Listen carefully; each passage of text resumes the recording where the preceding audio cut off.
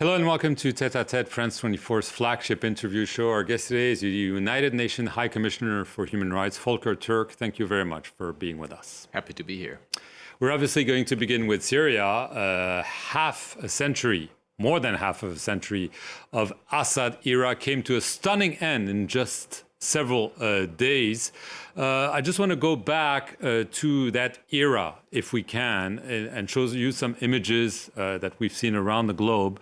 The images of prisoners coming out of those jails, the infamous Sidnaya jail near Damascus, but many across the country. What is your reaction seeing those prisoners come out? I mean, some were criminals, some maybe have terrorist links, but many were there just because of their opinions. Look, the situation in Syria is one where many people, many families have lost or don't know where their relatives are. And I can just imagine how people feel at this point in time when they have a chance to go into the prisons and find their loved ones and hope that they are still alive. But it's one of the biggest issues we have. Possibly over 300,000 missing people inside the country. So you can imagine what this means when they are able to hopefully find their loved ones. Right. What also is interesting is that it documents, in a way, we've seen images documenting how prisoners were held, and maybe, the human rights community, the UN, investigation mechanism haven't been able to access Syria. So it seems there's a lot of evidence there that could be collected for justice in the future. I mean, it's one of the top priorities is to collect and preserve the evidence and the documents, because precisely for any justice system to function, we need the evidence. And of course, my office, the various mechanisms have done a lot of the monitoring and the reporting and the documentation of this, but now we will even have more material, and it's absolutely critical for justice to be served. Are you reaching out to the new authorities to be able to go to Damascus? So we have not until now been able to go to Syria, but it is clear with these changes, it's very important for me to be able to have a presence inside the country to do precisely the type of work that is needed at this critical juncture. Yes, we hope to be able to resume our activities in the country. Right. The Islamist rebels, for now, saying they want a peaceful transition. They're sending messages to the international community, to minorities in the countries. Is this just a way to camouflage what they really are? Or are you optimistic that indeed they have changed and they want to herald a new era? Well, the opposition consists of different groups, of many groups actually, and we have a very active civil society. So I hope that there is a huge opportunity to craft a new Syria, to envision a new Syria, which is anchored in human rights, and human rights will play an absolutely critical point in this. And we need to make sure to support this transition so that it is an inclusive process, that it involves women, that it involves all the minority groups, that we don't have vengeance of any kind, but that we actually come to a Syria that is offering a future for all Syrians and delivers to the aspirations of all Syrians, irrespective of religion, culture, and any other background. That's key. The head of the dominant rebel group, Hayat Tahrir al-Sham, HTS, Abu Muhammad al-Jalani, whose actual name is Ahmed al-Chara, said a list of high-level officials responsible for crimes and torture was being drafted. He's calling on countries where they may be to cooperate, and he wants them to be punished. How do you punish someone properly in today's Syria after all those years, and given the nature of those groups? Are you concerned that it might not be justice, but just vendetta? Well, the principle is that whoever has committed crimes of a war crime, atrocity crimes, needs to be brought to justice. But we need a justice system that has fair trial, that has independent judiciary, that makes sure that there is no death penalty. And indeed, what is of the utmost importance now is to establish a rule of law system and a judicial system that delivers on that account. And that is a massive reform that is needed ahead of whatever justice systems are going to be established. And it will not be only one part. It will be everyone who has committed these type of crimes. One part is obviously Bashar al-Assad. He's now in Russia. Does he belong to The Hague, the International Criminal Court, or another international tribunal? I mean, the International Criminal Court does not currently have jurisdiction, but one way for it to have jurisdiction is either for the Security Council to refer it, the whole situation. This means Russia would need to agree.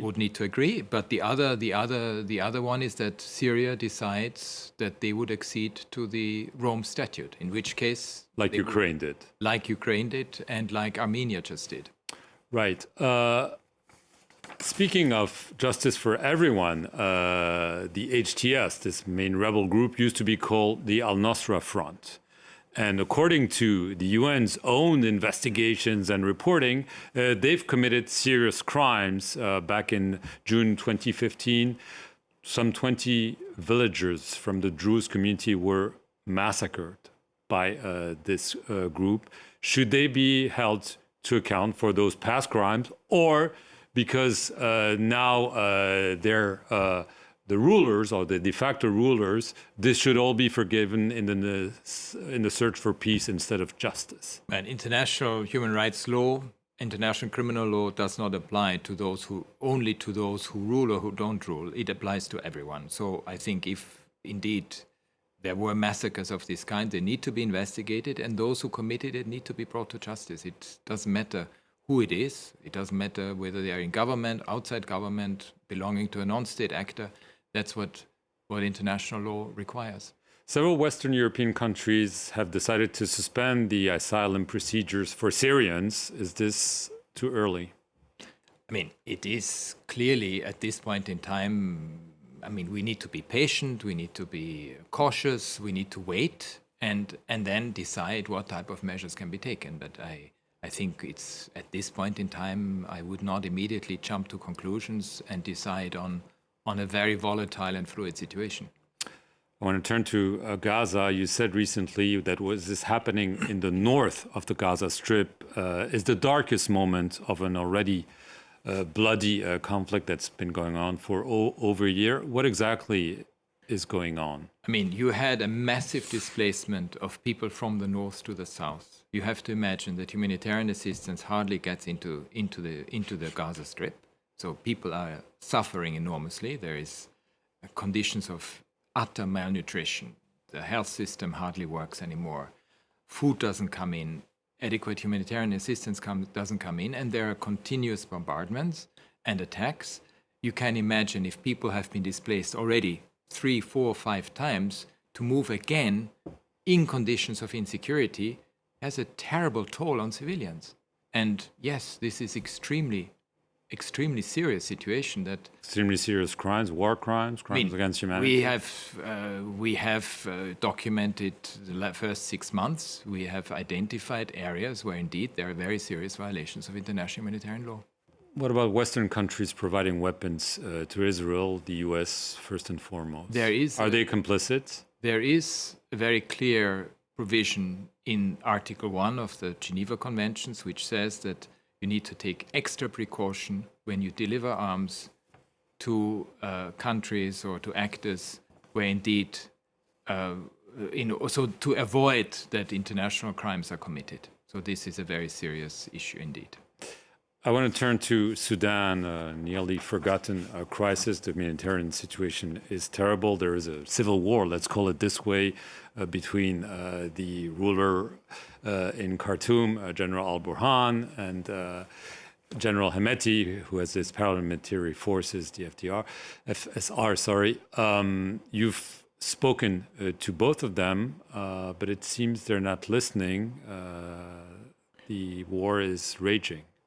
No, I mean, the situation in Sudan is horrific. And we are extremely worried about what's happening currently in West Darfur, but also in North Darfur, especially with the siege of al-Fashar. I talked to both of them earlier this year. I put them on notice about their responsibility when it comes to the respect for international humanitarian law. They both assured me that they're all respecting it, but we actually see that the facts are very different, and we see massive violations on both sides that need to be need to be addressed, and they are of interest also to the International Criminal Court. Are the foreign countries backing the different sides also responsible for essentially arming, financing, and at least not stopping what's going on? I mean, it is clear that wars don't take place in an abstract. They are there. I'm sure there are those who support both sides, and yes, indeed, the obligation is for them to use their influence so that this war stops. Because we have now 11 million people who are internally displaced. We have half of the population that requires humanitarian assistance. 90% of all school-aged children can't go to school. We have 20 to 30% of the healthcare infrastructure not functioning. 80% not functioning. So 20% barely functioning. I mean, it is a crisis of the utmost concern to the international community. Do you think the two main responsible for this should be brought to justice? I mean, whoever is in a command position and indeed where commission of crimes are there, they need to be brought to justice.